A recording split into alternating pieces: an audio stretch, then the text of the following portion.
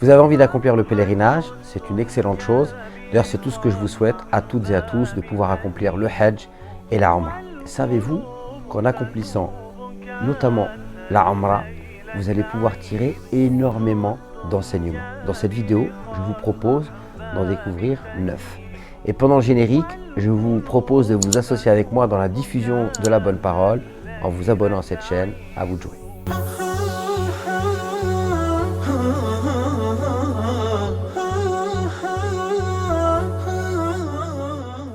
Le premier chapitre, c'est des leçons qu'on peut tirer dans ma relation avec Allah subhanahu wa ta'ala. Donc la première leçon qu'on peut tirer de la Umrah, dans ma relation avec Allah, vous êtes venu faire la Umrah et en fait, l'une des choses qui est la plus frappante et marquante, il y a tout le monde. Il y a des blancs, il y a des noirs, il y a des jaunes, il y a des gens de toutes les couleurs, il y a des hommes, il y a des femmes, il y a des gens de toutes les classes sociales, des gens riches, des gens pauvres. Et tout le monde est là et tout le monde tourne. Vous savez pourquoi? Parce qu'Allah, il accepte tout le monde et il ne fait pas de différence. Si vous cherchez Allah, la porte, elle est ouverte. Et ça, c'est une grande leçon que nous, on doit tirer dans nos vies. On doit enlever dans nos cœurs le nationalisme, le racisme, le sectarisme.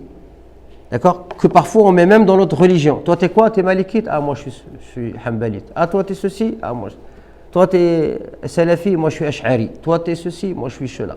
Hein? Toi, c'est quoi ta confrérie? T'es de la Chadiliya? Non, non, moi, je suis d'autre chose. Je suis Tijani, moi.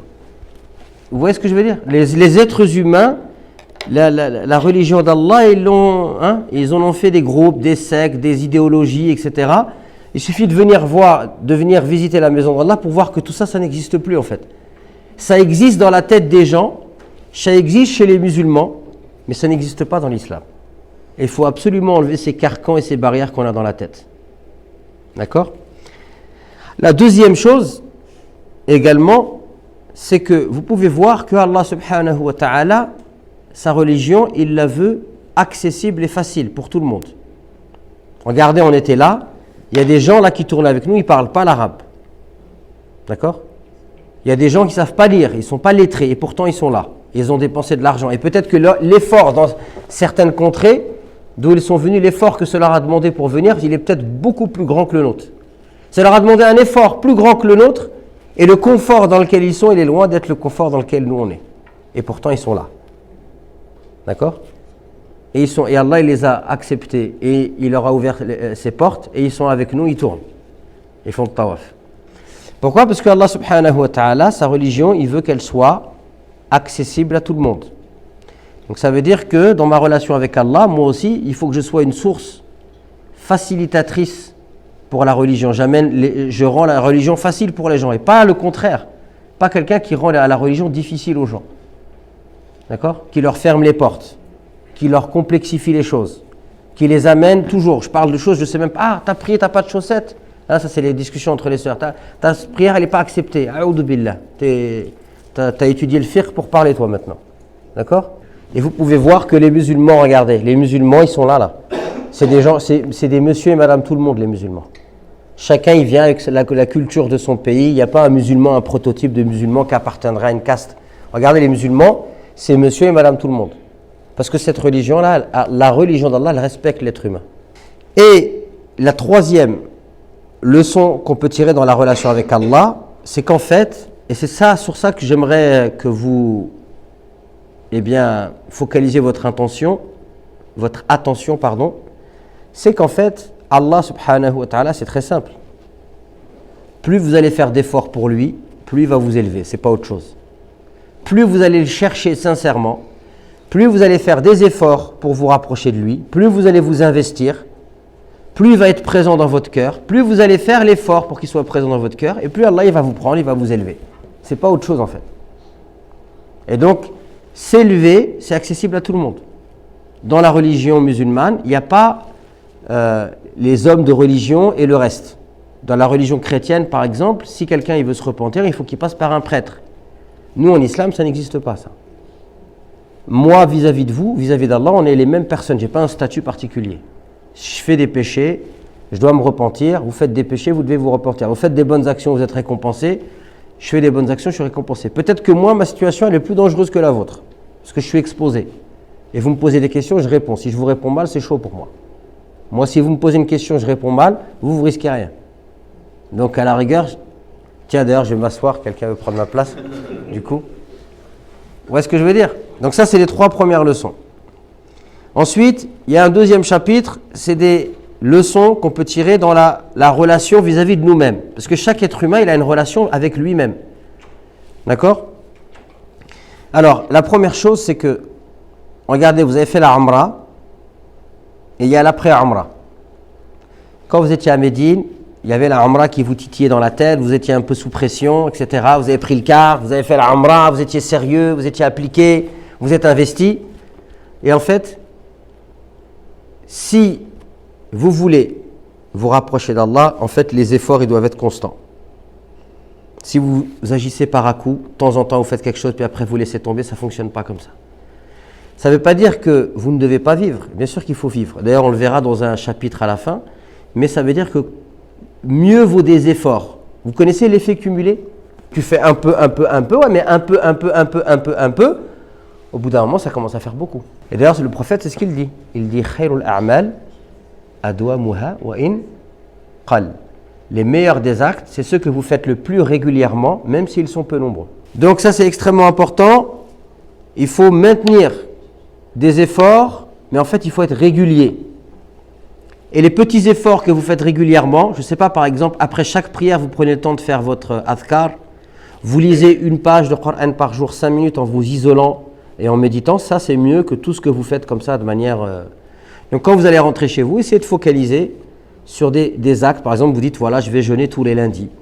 Tous les lundis, tu vas jeûner. Et puis, vous allez sélectionner comme ça un certain nombre d'actes qui sont à votre portée, mais que vous allez faire régulièrement. Et vous dites, quoi qu'il arrive, qu'il pleuve, qu'il neige ou qu'il vente, je ne le lâche pas. Ensuite, la deuxième leçon en fait, c'est que si vous voulez cheminer vers Allah subhanahu wa ta'ala, il faut apprendre à vous connaître. D'accord? Parce que si vous ne vous connaissez pas, quand vous voyagez, vous avez peur, vous êtes perdu, vous n'avez pas vos repères. Et subhanallah, vous êtes à Médine, vous êtes à la Mecque, vous êtes dans des endroits formidables. Et comme vous ne vous connaissez pas, vous êtes perdu. Et vous n'avez pas la capacité de savourer les instants, parce que là, vous êtes des privilégiés. Là. Autre chose, c'est que si vous voulez, et c'est une leçon qu'on peut tirer de la Umrah, c'est que vous devez savoir quelles sont les choses chez vous, dans votre personnalité, que vous devez faire évoluer pour pouvoir plus vous rapprocher d'Allah subhanahu wa ta'ala. Par exemple, si vous venez à la Kaaba, vous êtes un nerveux, ça va être compliqué la Kaaba. Et tout à l'heure, j'ai vu un petit vieux, il s'est énervé. Il a dit, le Pakistanais, il s'est énervé comme ça avec ses mains et tout. En train de faire le tawaf parce qu'on l'a bousculé. Si tu es un petit nerveux, c'est chaud de venir à la Umrah. Ou alors si tu as peur de tout. Donc il faut apprendre à vous connaître.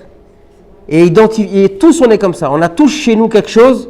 Il faut apprendre à le contrôler parce que si tu n'apprends pas à le contrôler, c'est fini. Mchiti.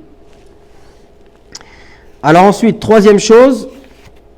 La Umrah nous donne des leçons sur la manière dont on doit se comporter avec les autres. Et ici, il y a quelque chose qui est très intéressant, c'est que tous les gens que vous voyez tourner autour de la Kaaba, ils sont tous différents, et pourtant on a tous un seul et même objectif. D'accord?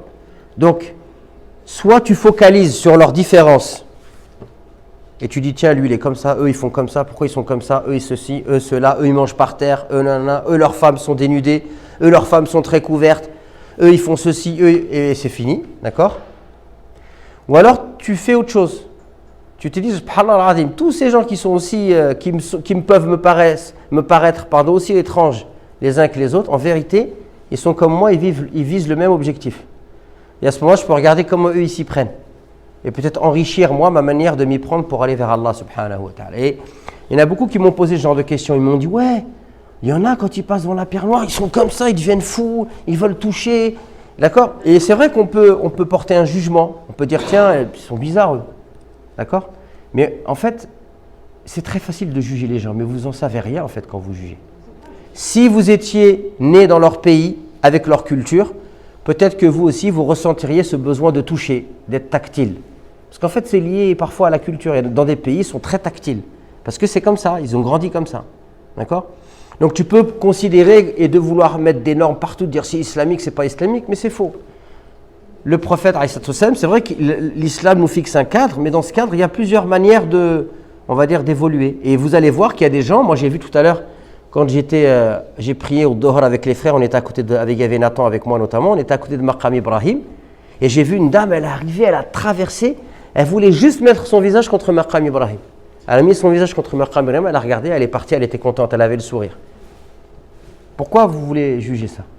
Peut-être que cette vénération qu'elle a pour cet endroit, parce que tout dépend de l'année, elle sait que c'est un endroit sacré, elle le vénère, peut-être que c'est ça qui va la sauver auprès d'Allah subhanahu wa ta'ala, ce ta'adim qu'elle a dans son cœur pour les choses de la religion. D'accord?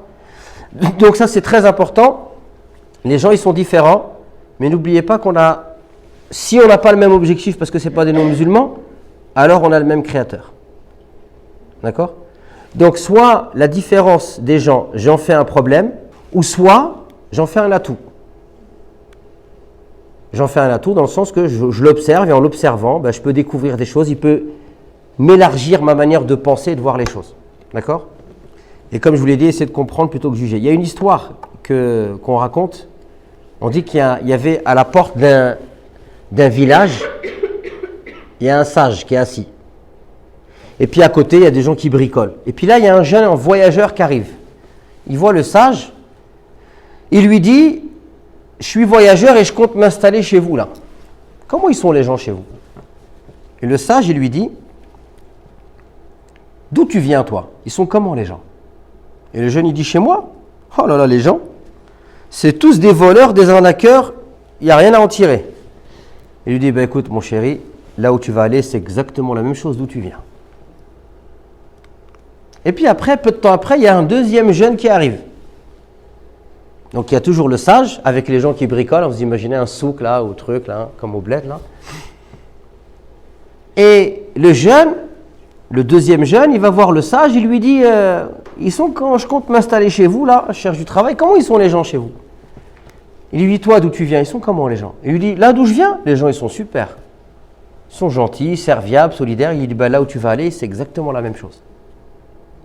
Et là, ceux qui bricolent, ils viennent voir le sage, il dit, qu'est-ce que tu racontes toi? Alors un jour, les gens sont tous des voleurs, un jour, ils sont tous... Il lui dit, vous n'avez rien compris. Il lui dit, l'homme, il a un univers dans son cœur, partout où il va, il le transporte avec lui. Ça veut dire que si, là d'où tu viens, tu penses que tous les gens c'était des voleurs, là où tu vas aller, tu penseras exactement la même chose. Le problème, c'est pas les gens, le problème, c'est toi, comment tu les perçois. Donc quand vous venez ici à la Kaaba, c'est exactement la même chose. Vous pourrez considérer que tous, ils n'ont rien compris à l'islam, il n'y a que vous, il n'y a que votre culture à vous, votre manière à vous, de vous habiller, d'être, etc. Et que tous, ils n'ont rien compris. Ou alors, vous pouvez inverser les choses. Vous pouvez dire, Masha'Allah, tous aussi, ils veulent Allah à leur façon, etc. D'accord? Et enfin, le dernier chapitre dans lequel où on peut tirer des enseignements, c'est le temps. Regardez, tout est géré par le temps dans l'islam. Les 5 prières. Là, par exemple, en ce moment, on a beau être dans un superbe hôtel. Si vous ne vous levez pas tôt, vous faites pas attention au temps, vous partez pas avant l'heure, il est très difficile d'avoir une bonne place au haram. Si vous ne gérez pas des temps de sommeil, des temps pour manger, etc., vos journées elles ressemblent plus vite ça ressemble à du rien du tout. Tu ne sais plus ce que tu fais, tu es constamment dépassé par le temps. Donc, apprendre à bien gérer le temps, c'est fondamental. Deuxième chose, quand vous venez ici, vous pouvez vous rendre compte qu'il y a 2 grands bienfaits dans la vie qu'il ne faut jamais négliger. C'est le temps libre et la santé. Hein? Ni'matan mabrounun fihima kathiru minan nas as-sihhatu wal faragh. Comme le dit le prophète sallallahu alayhi wa sallam, il y a 2 grands bienfaits dont les gens ont du mal à tirer profit, c'est le temps libre et la santé. Et donc là, en venant ici, vous pouvez méditer sur la chance d'avoir du temps libre et d'être en bonne santé et apprendre à en tirer profit. Et enfin aussi dans la gestion du temps, ce qu'il faut apprendre à faire, c'est trouver l'équilibre.